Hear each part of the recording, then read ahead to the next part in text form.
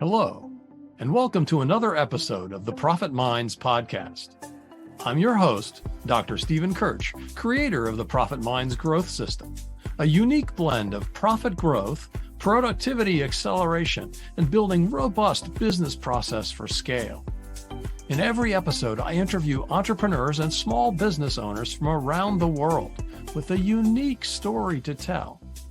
You can find the show on YouTube, LinkedIn, Apple and Google Podcasts, Stitcher, Spotify, and more. Well, hello, everyone. Today, my guest is Manny Skevofilax.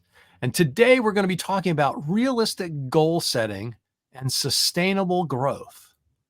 Welcome, Manny. Steve, thank you for having me. Yeah, it's great to get a chance to chat with you a little bit more.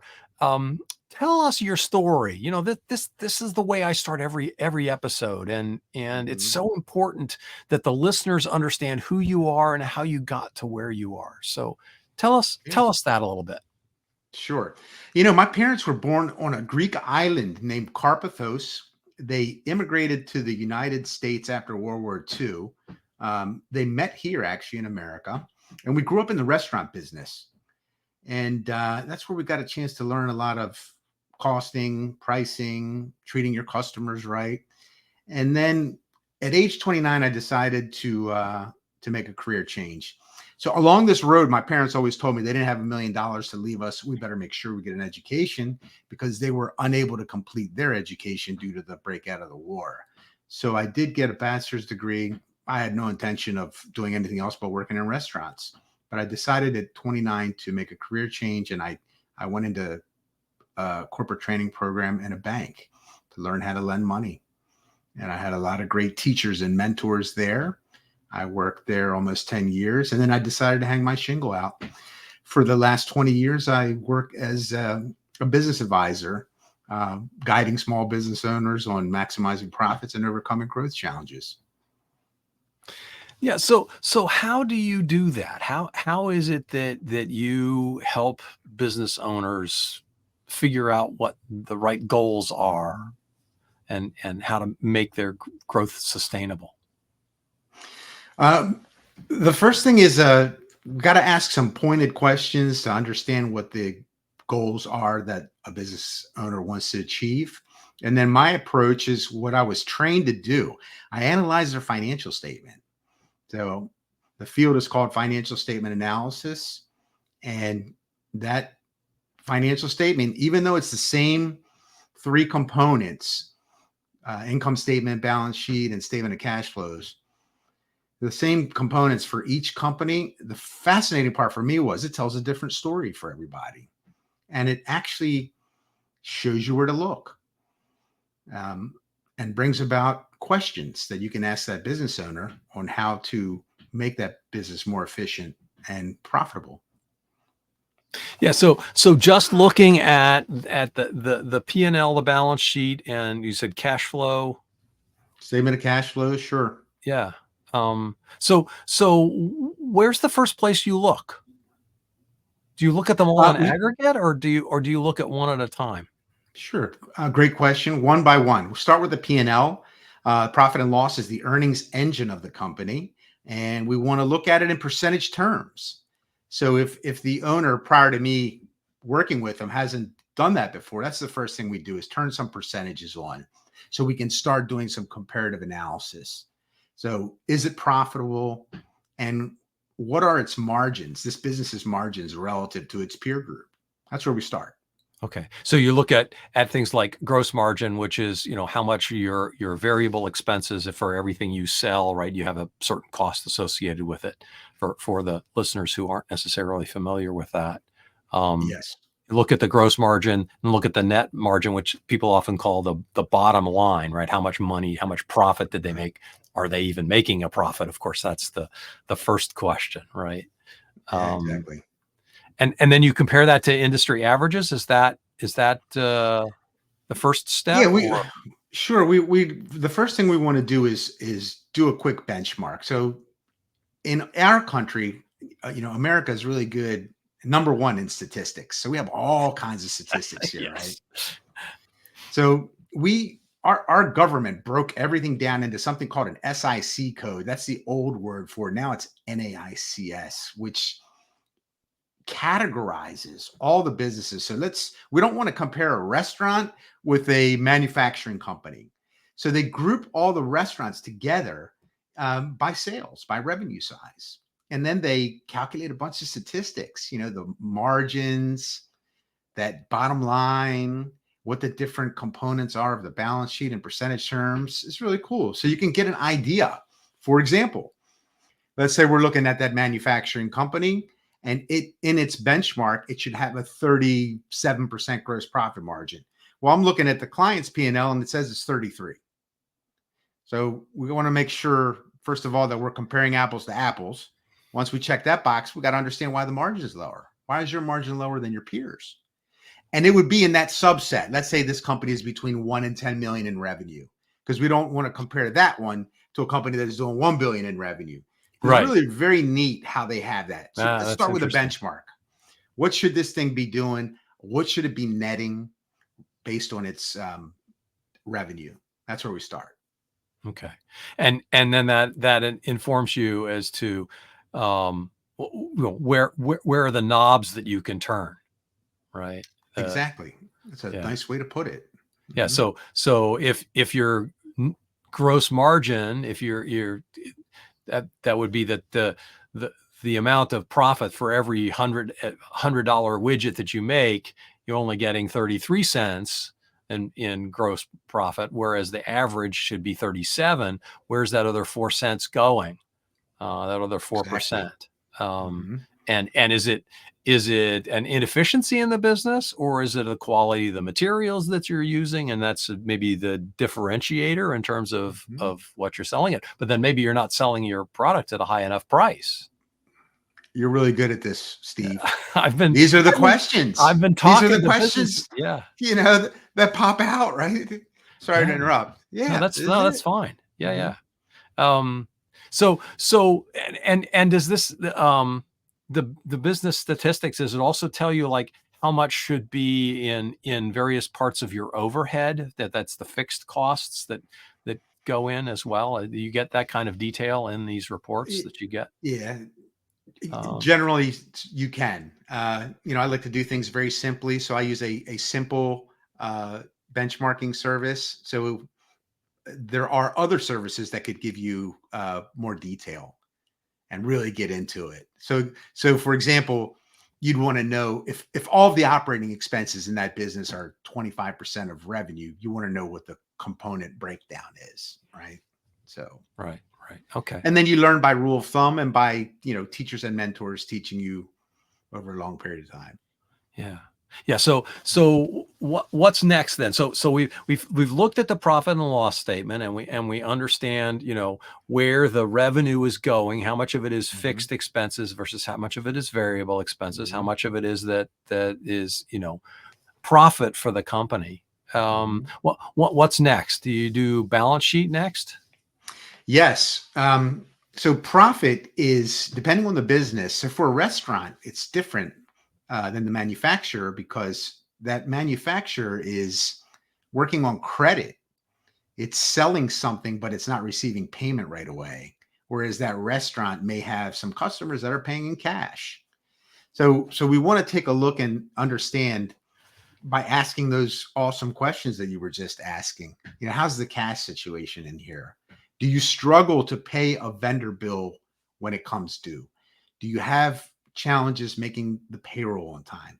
And we want to get a feel for how much working capital is in that business and how much of that profit, remember it's pre-tax profit, how much of that is able to be retained in the business? Because just because it says $100,000 net, let's say on the P&L, doesn't necessarily mean that whole 100,000 was retained in the business.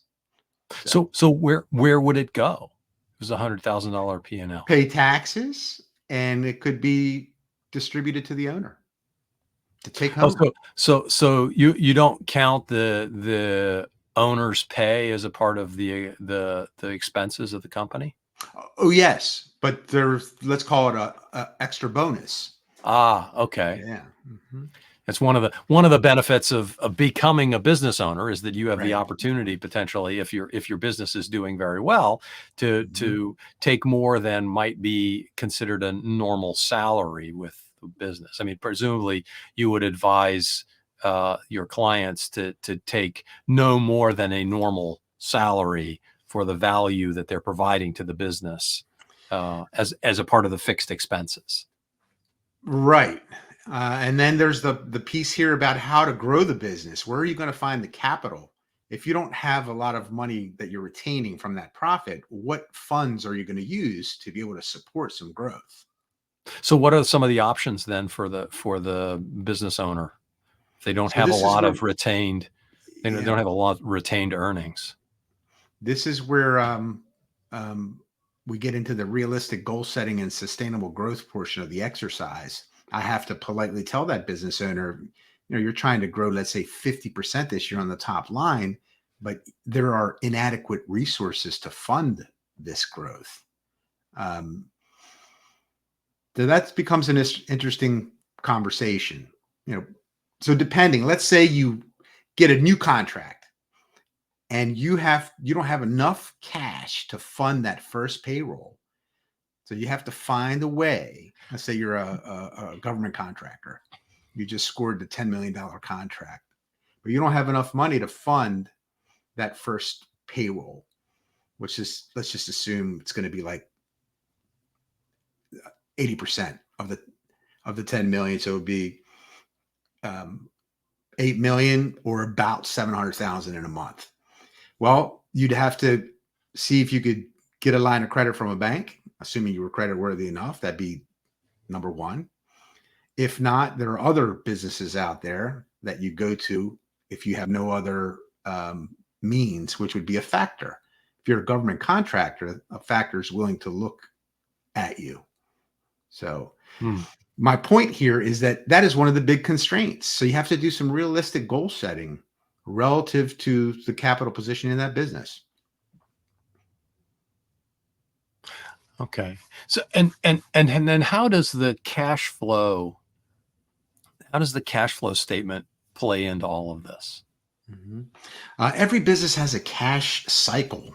Um, it can be defined in different ways, but it's basically telling us the same thing. If I sell something on day one, when do I actually receive the cash? And Hmm. for example, let's say your payment terms are 45 days from your customer, but your bills and everything are due in 30 days. So 45 days to get cash, but you need it in 30, you've got a 15-day cash gap. And that's where the statement of cash flows comes in to help us stay on top of that and figure out how we can take care of that gap.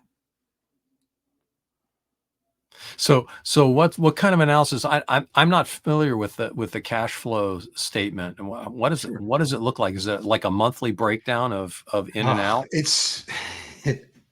it looks very unwieldy, Steve. But I try to explain it simply, and it's got three components to it. The first component is net cash from your operating activities, and that's where you get the definition of being cash flow positive. That comes from that line, net Okay. cash provided by. It means you're cash flow positive. The second component is cash used or provided by investing activities. And then the third piece of the stool is the cash used or provided by financing activities. So those three items are calculated by the, first of all, from the P&L. It starts with net income. And then it takes into consideration the changes in the balance sheet, which is really cool. I've always been fascinated by it because apparently the financial statement was created in the 1700s by a Dutchman. And I was just, it amazes the heck out of me. So those are the three things I really need to know more than you do. And then I just need to be able to explain it to you simply because Yeah, that it can be a little complicated. yeah, I think most small business owners, their eyes glaze over when you start talking about, things other than how much money is in my bank account. Mhm. And so, um, So I'm giving you a sneak peek at the tool that I use as your advisor. So all you need to know is your trade and be able to sell. I have a product that has a market, and then I can help you with this other piece because that's what I've studied without giving you anxiety. yeah. So are there other sorts of avenues when you say, you know, the business is cash poor or not getting enough, right? They don't have enough cash returned to the business. Are there other things that they can do to grow businesses? And you know, how do you advise a business owner who is maybe cash strapped about how to go after additional opportunities, Yeah. or is that not something you should do? No, no, no. Great question and a tough question. The first thing we got to understand is why. What's causing this business to be cash strapped? I'll give you a quick example. Um, when we analyze the financial situation of the company, it shows that the company can afford to pay the owner $100,000 a year, but that owner needs $200,000 a year to live, and they're taking 200,000 out of the company.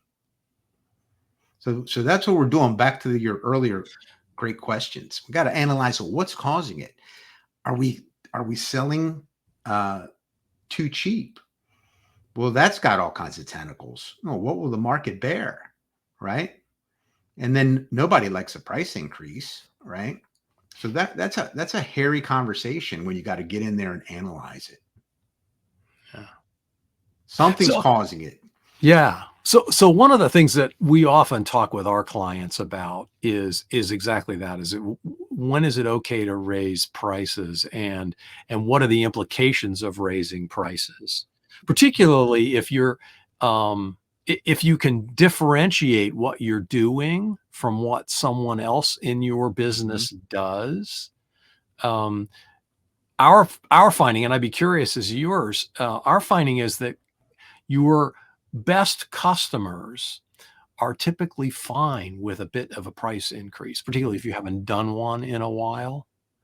Uh, they're not going to scatter to the winds Mhm. instantly, as long as you're providing them with sufficient value that's larger than, you know, the cost of the thing that you're providing them with. But what's your experience there?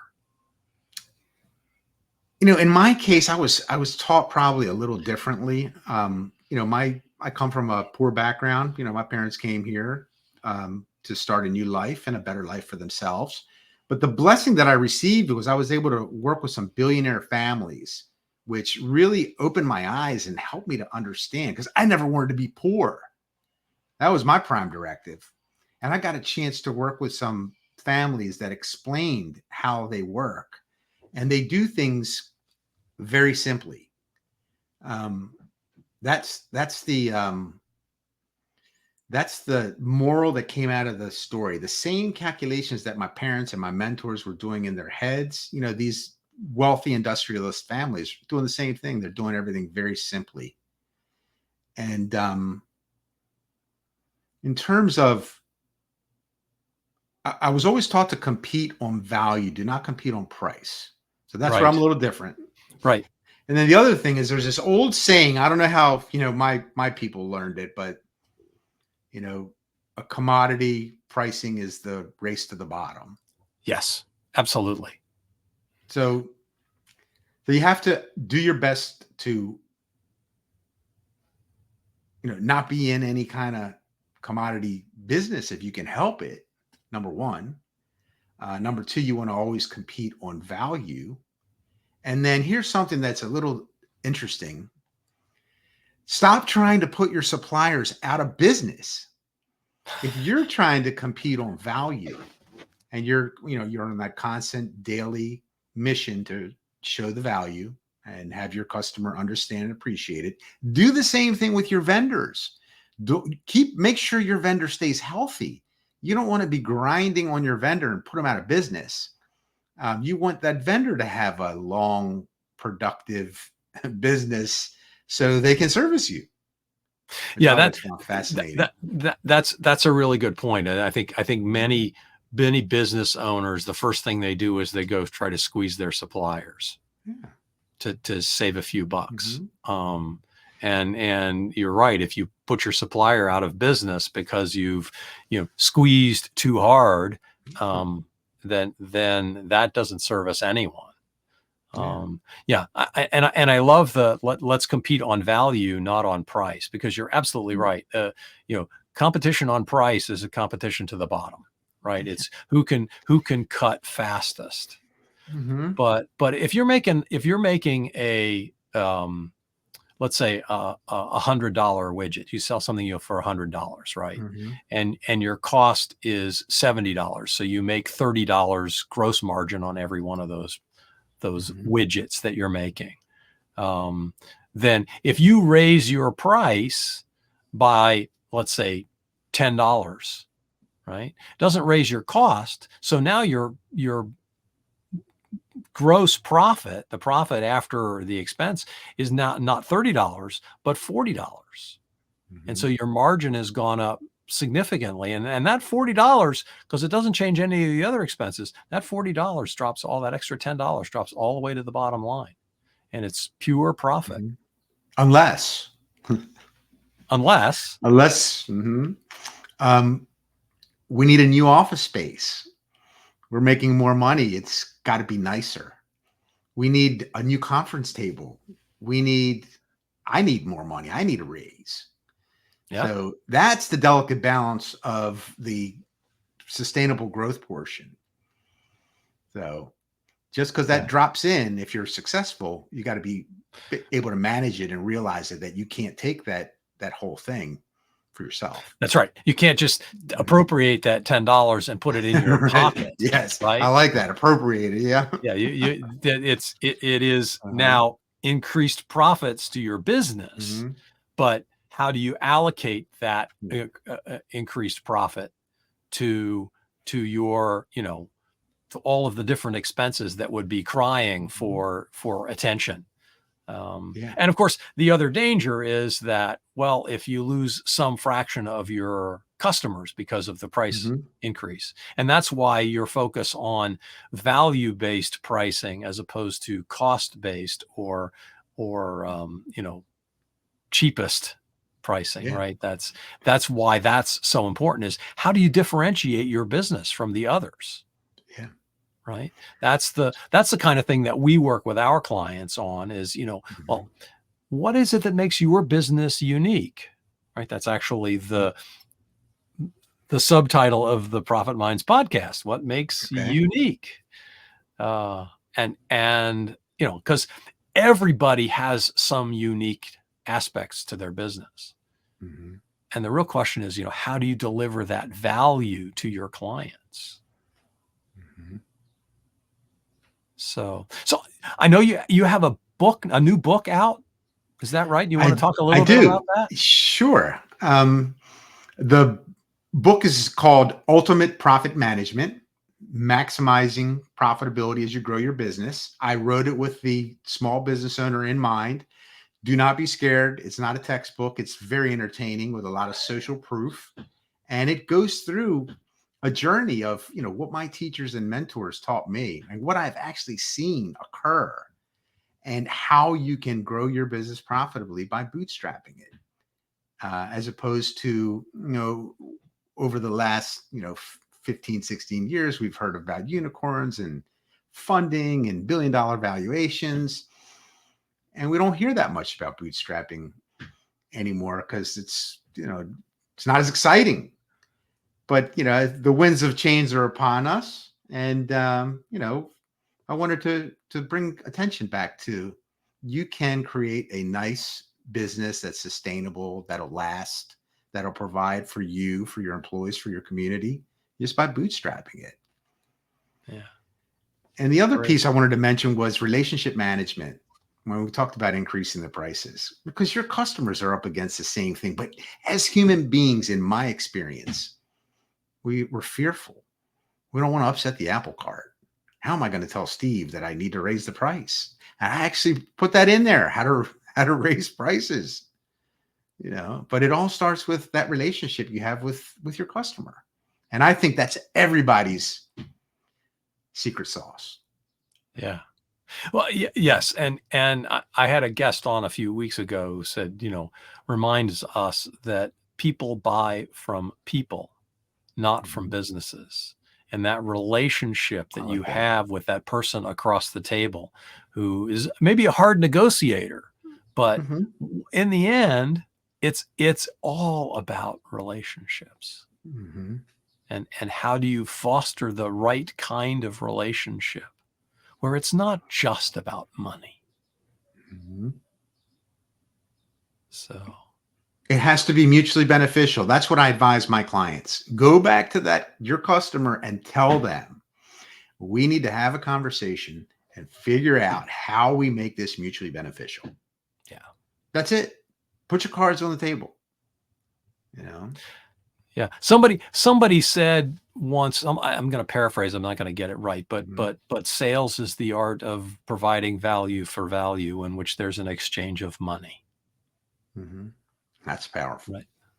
Right. And then speaking of sales, we have to have something that there's a need for, that people want,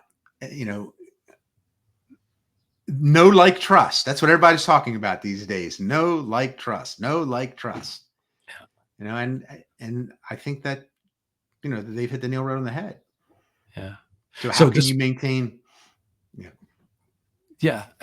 So, despite the fact that you're a numbers guy and many business owners find that dry and boring, there's an awful lot of really important stuff.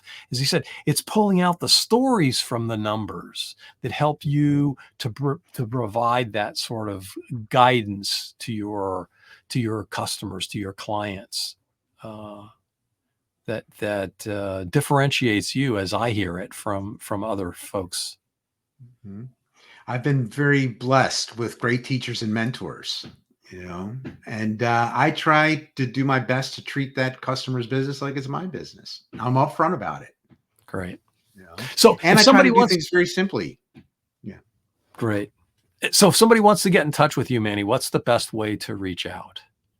On my website, it's portal, portal, CFO.com. Okay. And there's a place to there's a place there. Yes. I've got, I've been blogging for a long time. It's probably, 15 years. So I've put a lot of these thoughts and lessons on paper. So it's a searchable blog. And if you have something that, you're curious about or you want an answer to, I've been told that that's very helpful. You can go in there and just put your search in there and a few articles will pop up. Great. And that concludes our show. Thanks again to my guest, Manny Skevofilax. I'll get it right eventually. I hope you learned something about realistic goal setting and sustainable growth. I know I did. Thanks for listening. You've been listening to the Profit Minds podcast. This is your host, Dr. Stephen Kirch. Please visit www.profitminds.net for other episodes or to contact me. Thank you for your positive feedback, comments, questions, and for sharing this show with others. Thanks for listening. Have a grateful day.